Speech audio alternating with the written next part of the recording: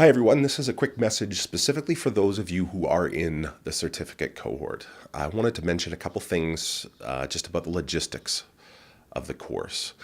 Most of you have navigated your way through despite a few glitches that are entirely my fault. But for Module 1, you will see that, as I mentioned before, there was an error where everyone was allowed to answer those case study questions, and that shouldn't have been the case. So some of you were allowed to answer them before you joined the certificate cohort, and then when you join the certificate cohort, you could no longer see your previous answer, and you would actually have to put in a new answer before you could see everyone else's answers. So because of that glitch, some of you have answers in two different spots. Some of you answered the question, but then were unable to respond to others in your cohort.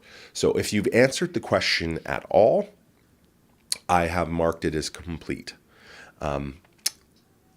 In the future, for Module 2 going forward, that glitch should be resolved. So I want to emphasize and remind you that for each module, you need to do 4 things.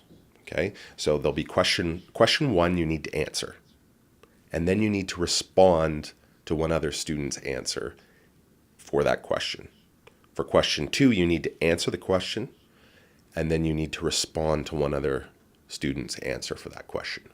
Now, the reason we do that is not to just get you to jump through the hoops and write as much as you can. It's to facilitate and encourage discussion, because that's where the learning happens in this course. And even though we're scattered all over the world, we can, on our own time, come together and have these great discussions about big ideas.